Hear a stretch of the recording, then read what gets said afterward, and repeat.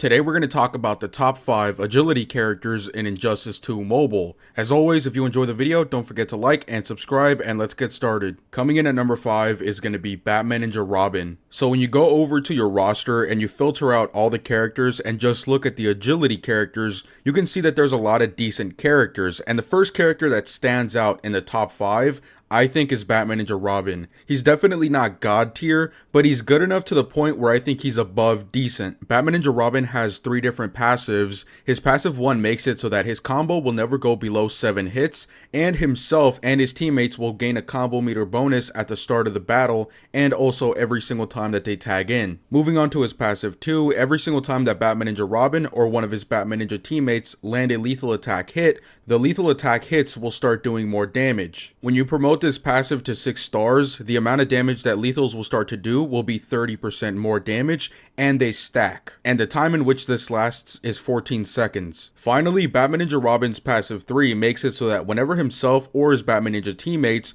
are being hit by basic attack hits, but the basic attack hits of the opponent are missing due to blind, then Batman Ninja Robin and Batman Ninja teammates gain lethal attack chance. The amount of lethal attack chance that they get is 30%, and it'll last for 14 seconds, and just like his passive 2, this effect can stack. Moving on to his special abilities, his special 1 adds blind, which makes it so that the opponent will sometimes miss their attacks. And as for his special 2, this one is actually pretty interesting, because at the end of the special 2, this little monkey will throw a banana on the floor and it'll turn into a hazard, and if the opponent runs into the banana, they are forced to tag out. Now let's move on to his special 3. Batman Ninja Robin's special 3 is the main special that I use because it does 2 very important things. It has armor pierce, and it will also heal up Batman Ninja Robin for 60% of the damage that it's dealt. So as you can see, Batman Ninja Robin can definitely hold his own. I think his special 3 really completes this character because, you know, being able to heal up and doing armor pierce, I think those are 2 very good things. So with that alone, I kind of feel like he's better than an average character, but then when you add his Batman Ninja teammates like Batman Ninja Gorilla Grodd and Batman Ninja Catwoman, this guy gets even better, and even though Batman Ninja Robin will never reach god tier or anything like that, I still think he's a good character. Now moving on to number 4 is going to be Arkham Knight Batman. Arkham Knight Batman is definitely better than an average character, and it's largely due to the fact that he's a legendary character, which means that he's got a lot of different buffs going on for him, and fortunately for Arkham Knight Batman, he wasn't one of those legendary characters that just really suck and there's no point in getting him, because amongst all those different buffs that he has, not only is it great just to be a good character overall, but also this guy is support for one of the best damage dealing teams in the game. His passive 1 gives 100% teams hazard and hazard dot damage, and it gives 60% defense for tech and agility teammates, and it gives 120% health for tech and agility teammates as well. This passive is really good for tech and agility teammates because you're never going to have to worry about their health. Moving on to Arkham Knight Batman's passive 2, whenever himself or one of his teammates knock out an opponent, they will gain health and they will gain power. The amount of power bars that they get is 3 power bars, and the amount of health that they regenerate is 30%. So again, just like with his passive 1, this is super tanky. Finally, Arkham Knight Batman's passive 3 makes it so that whenever a metahuman character tries to perform a special ability on you, Arkham Knight Batman will interrupt it and stun them instead. Arkham Knight Batman can do this up to 3 times per battle, and the stun will last 5 seconds. Now moving on to his special abilities, his special 1 automatically crits on stunned opponents, and Arkham Knight Batman's special 3 has the exact same buff. But Arkham Knight Batman's special 2 is really what makes this character interesting, and this is how he helps out his team to be doing a lot of damage. So in case you guys don't know who you want to pair up Arkham Knight Batman with, it's Heartbreaker Harley Quinn and Entangling Poison Ivy. Now, Heartbreaker Harley Quinn does a lot of damage even without Arkham Knight Batman, just because Entangling Poison Ivy really helps her out. But in addition, Heartbreaker Harley Quinn has this passive where whenever her opponent is stunned, she will be doing a lot more damage. And Arkham Knight Batman's special 2 stuns, but it doesn't just stun any regular opponent, it can also stun raid bosses and sub bosses as well. So as a character, I think Arkham Knight Batman is definitely a good character. The only real big downside to him is just the fact that he's legendary, and getting legendary shards in this game is really unpredictable and usually pretty hard to get. Anyways, with all that being said, let's move move on to number 3, which is Batman Ninja Catwoman. So the main thing that makes Batman Ninja Catwoman such a good character is her passive 2, because her passive 2 has this buff called Immortal, and basically what this does is it makes you unkillable for 9 seconds when you're below 15% of your health. This doesn't just apply to herself because it works for her Batman Ninja teammates as well. Now this passive alone would definitely be really good in Arena, but thankfully Batman Ninja Catwoman's special 2 has a healing effect, which means that she can keep on healing herself up and keep on triggering this Immortal buff, so that way you really never have to worry about her health and only have to worry about doing damage. And also, because Batman Ninja Catwoman is a Batman Ninja teammate, she's going to be getting all these great buffs from characters like Robin and Grodd. I really like characters like Batman Ninja Catwoman because you never really have to worry about their health, you never have to worry about them dying, you don't have to worry about any defensive stats or anything like that. You just let the character be and worry about doing damage, and that's it. Alright, so with all that being explained, now let's look at the rest of her passives and the rest of her special abilities. Her passive 1 makes it so that every single special ability of Catwoman will have the blind effect. And this blind effect will make it so that characters have a 50% chance of missing you when they try to attack you, and this lasts for 12 seconds. And her special 3 makes it so that whenever Batman Ninja Catwoman or one of her Batman Ninja teammates block a special ability, then they will gain 60% of the power that it cost of that special ability. In addition, if Batman Ninja Catwoman herself blocks a special ability of the opponent, then she will trigger for free her own special 3. Now, as cool as this sounds, sometimes when you're trying to do something else instead of using your special 3,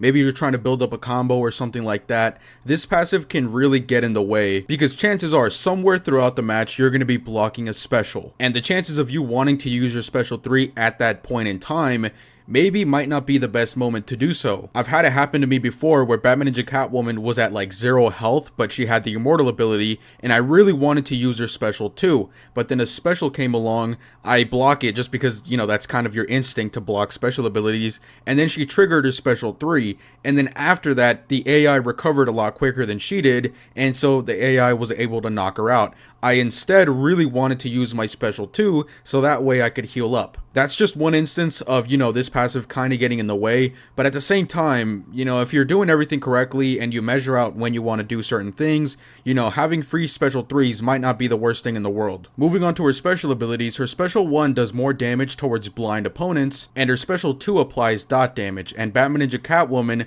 will heal up a percentage of that dot damage. And finally, her special 3 reduces power generation for the opponent, and it gives herself extra lethal attack chance. So Batman Ninja Catwoman by herself is definitely a good character, and with her Batman Ninja teammates, she turns into a really great character. She does a decent amount of damage, and you never ever have to worry about her health, and that's why she's coming in at number 3. Now moving on to number 2, it's going to be Last Laugh Joker. Last Laugh Joker is a part of the League of Anarchy team, and the League of Anarchy team does a lot of basic attack damage, and it's honestly thanks to Entangling Poison Ivy's passives. Now without Entangling Poison Ivy, Last Laugh Joker is just kind of like a decent character, but just because with Poison Ivy, he really turns into a god tier character, I think it's fair enough to say that Last Laugh Joker is a god tier character. If the difference in damage probably wasn't that big, I might say that Last Laugh Joker was like number 4 or number 5 or something like that, but just because the difference in damage is so big, yeah, he's coming in at number 2. So with Entangling Poison Ivy, the League of Anarchy characters are going to be doing dot damage on top of their basic attack damage, and thanks to Last Laugh Joker's passive 2, Joker adds 150% of dot damage. And thanks to Last Laugh Joker's passive 1, whenever somebody dies in the battle, Last Laugh Joker will gain 50% more damage, which means that using Last Laugh Joker to fight characters like the sub-boss Gorilla Grodd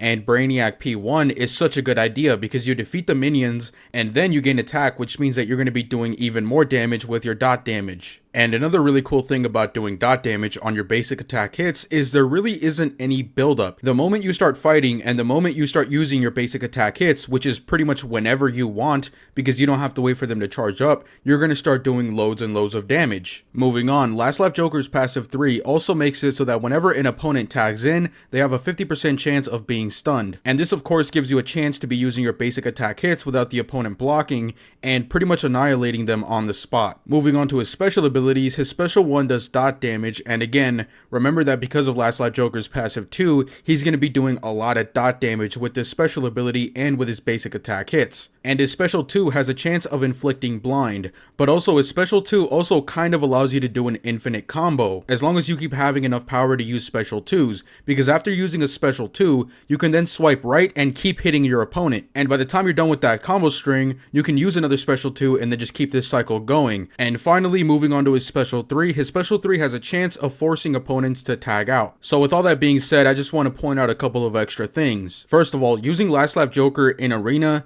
it's probably not the greatest idea. I mean, he's not a bad character or anything like that for Arena, but the problem is that nowadays, if you're going to fight high threat teams, the chances of them having a lot of stun resistance is pretty high. And of course, resistance and talents also applies to dot resistance, which means that the damage you're going to be doing with Last Laugh Joker might be greatly reduced. Also, one thing I kind of don't like about Last Laugh Joker is that he's not really tanky at all. He can very easily die from just one special, so you really want to be careful. However, thankfully, towards the end of the match when your power generation is super high, you can just do that kind of infinite combo with his special 2 and then tag in Entangling Poison Ivy when you're done. And Entangling Poison Ivy also has another passive that heals up her teammates. So with all that being said, even though sometimes you do have to be a little bit careful with Last Laugh Joker just to make sure he doesn't get killed too quickly, he still does a lot of damage and he's got really great teammates to back him up. Now, coming in at the number 1 spot is going to be Heartbreaker Harley Quinn. So she kind of works the same way as Last Laugh Joker, just in the sense that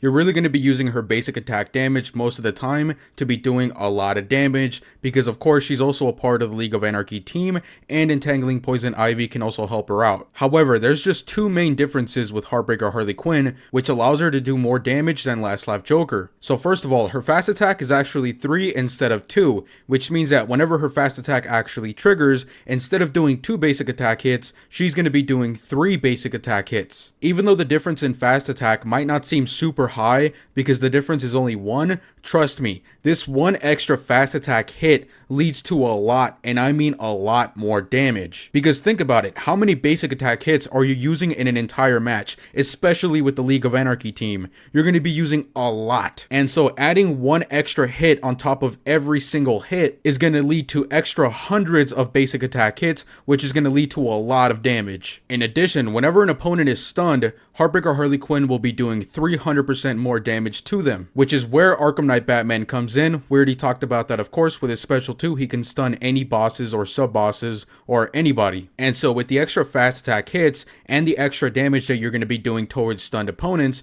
Heartbreaker Harley Quinn does a lot more damage than Last Laugh Joker, and that's why she came in at number 1. In terms of her other passives, her passive 1 makes it so that the entire team, including Heartbreaker Harley Quinn, have a 75% chance to reflect stuns, and she also gives out extra XP. Her passive 2 decreases stun resistance of the opponents and also decreases the dot damage resistance for the opponents as well. And finally, her passive 3 is the one that adds extra damage towards stunned opponents, but this passive also has a second part to it. She decreases the amount that critical attack damage will be doing to the League of Anarchy team by 120%. Moving on to her special abilities, her special 1 applies dot damage, and she also decreases the amount of damage that the opponent is going to do. Moving on, her special 2 has a chance of stun, and finally her special 3 has armor piercing, and it also adds damage over time. Anyways guys, that's pretty much it. I hope you guys have a nice day, stay safe and stay clean, and I'll see you guys later.